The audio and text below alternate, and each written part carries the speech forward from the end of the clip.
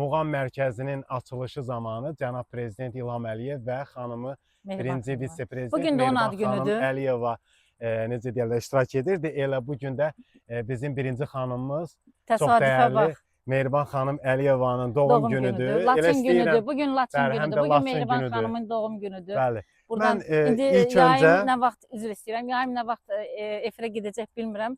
Buradan həqiqətən həmişə öz həyat yoldaşının yanında olan o xanımı təbrik eləyirəm. Ona can sağlığı arzu eləyirəm.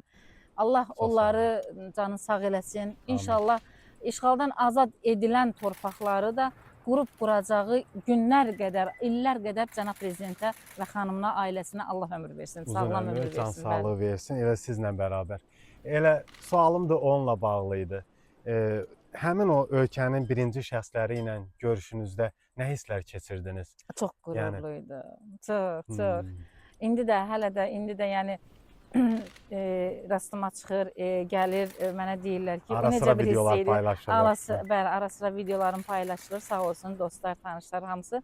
Həqiqətən özü bir qürur verici idi onun. Çünki hər kəsə nəsib olmur da. sərkərdə ilə Bəli. görüşmək Bəli. hər kəsə nəsib olmur. Həqiqətən çox qürur verici idi. Və elə bir sərkərdənin çətiri altında sizin oğlunuz Doğru. döyüşüb və Doğru. Qarabağı işğaldan azad edib. Bildiyiniz kimi Maya xanımın oğlu könüllü olaraq döyüşlərə yollanmışdı, müraciət eləmişdi məhz Ağdamda yerləşən səfərbərliyi üzrə hərbi xidmətə və o könüllü olaraq döyüşə yollandı. Və Şuşanın alınmasına bir neçə gün qalmış Xalid Hassan Kəlbəcər Şuşa yolunda gedən döyüşlərdə qəhrəmancasına savaşaraq şəhid olmuşdu. Allah ona qəni-qəni rəhmət eləsin. Allah onun ailəsinə, sizlərə uzun ömür versin, qardaşına uzun ömür versin. İnşallah onun kimi xeyirli, layiqli, vətənə, dövlətə layiqli bir övlad olsun. Elə biz Xalid Hassanın məzarı qarşısındayıq hal-hazırda. Allah onun timsalında burada uyuyan bütün şəhidlərimizə rəhmət eləsin, ailələrinə səbir diləyirəm. Mən həmişə istəyirəm ki, elə həmişə şəhid analarının bax belə indən sonra belə xoş sədalarını, xoş arzu istəklərini çatdırım. İnşallah mən bu əməlimlə, yəni universitetə qəbul olmağımla həm bütün birincisiz.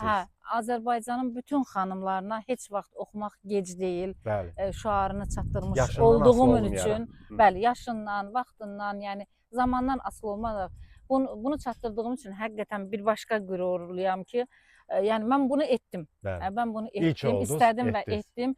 Yəni qadınlar üçün, qızlarım üçün ümumiyyətlə oxumaq heç vaxt gec deyil, təhsil almaq heç vaxt gec deyil. Azərbaycan kimi bir dövlətdə də rüşvətin, təhsildə rüşvətin olmadığı bir dönəmdə, bir zamanədə oxumaq heç vaxt gec deyil. Sadəcə buna biraz cəhd lazımdır, biraz səbr lazımdır və özünü hazırlamaq lazımdır ki, oxuyasan, yenə də oxuyasan.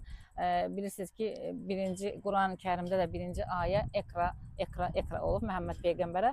Yəni oxu, Allahın adı ilə oxu.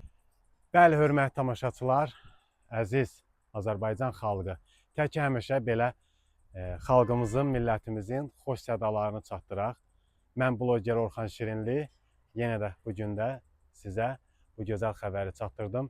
Özünüzdən müğayət olun, gələn görüşlərə dək.